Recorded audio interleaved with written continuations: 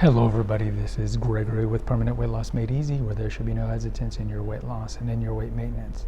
Today we're going to talk about how we all know how to eat well and how to keep our weight down. So why do we have a massive obesity problem? Now before we begin, if you need help with weight loss, contact me through the Clarity FM link found here in the episode notes. Also post a comment if you like. It's kind of like a lot of bad things in our life, temptation, the sin of temptation, original sin, concupiscence, and attachment to earthly desires like sex and overindulgence of food and all these pleasures. When they're not with us, we tend to glorify them, and then once we succumb to these things like pornography or binge eating or drinking, we realize that it was just not as good as it should have been. And then many times you have now a new slave, right? We're sold this idea of freedom. Oh, it's freedom if you cheat on your wife, or if you watch porn, or if you indulge in drugs, and then you realize now you just have a new slave many times. And when it comes to food and when it comes to all these things, it's like we know what we need to do. So why don't we do it? I think that everyone intuitively knows that eating an inordinate amount of sugar and junk food is going to lead us to gain weight. Living a sedentary lifestyle is going to lead us to gain weight. So why do we do it?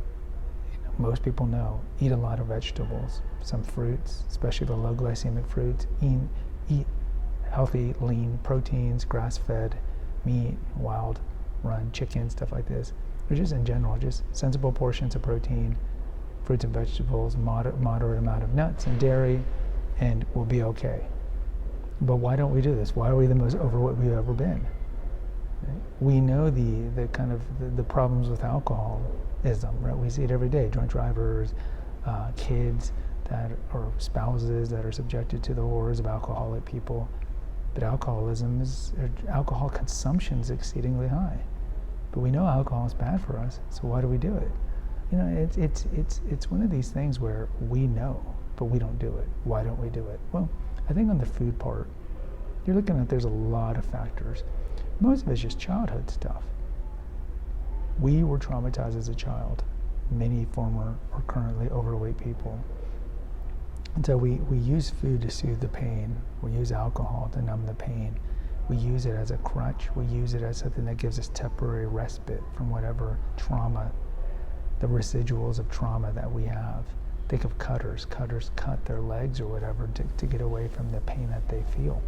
So a lot of it is we don't eat like the dog or like squirrels or young kids who just eat when they're hungry, because we're using food for something else and we're using alcohol for something else.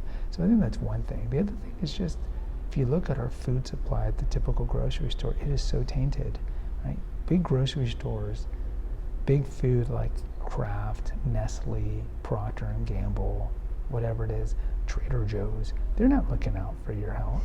They're not looking out, because if they were looking out for your health, these companies wouldn't be making processed foods, super industrialized, ultra processed foods. We have a 10-part series on each aisle in the grocery store. They wouldn't be making ultra processed foods, because ultra processed foods are what? High in calories, low in nutrition.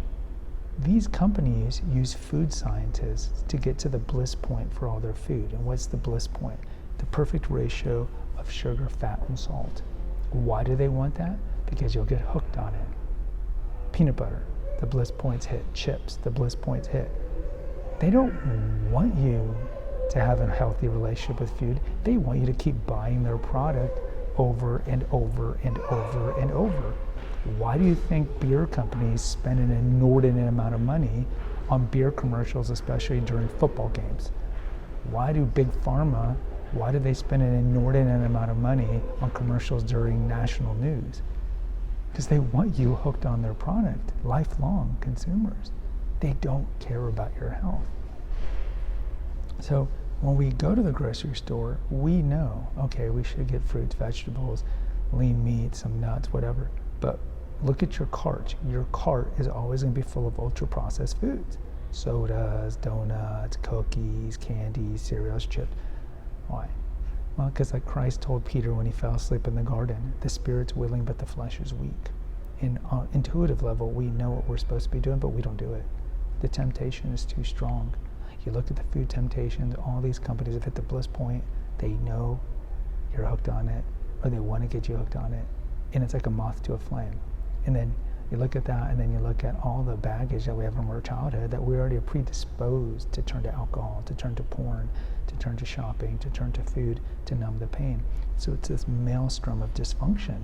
Like, is there a way out of this? Yeah, well, first it's like, pull yourself out of the matrix and realize that you're being manipulated. That's step one.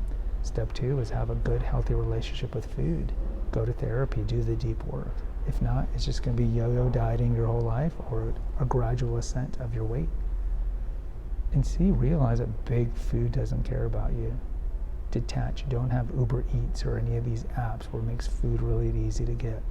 And look, there are people on this planet that do have a healthy relationship with food. There are people that realize they're being manipulated and don't get the ultra-processed foods. We want to be those people. But understand that we're behind the 8 ball, and it's exceedingly difficult. And it shouldn't be a crutch for you to continue to binge eat. But just understand that we all intuitively know what we're supposed to be doing, but most of us don't. And that's programming. Guys, post in the comments. I'd love to hear from you. Until next time, take care. God bless and pray.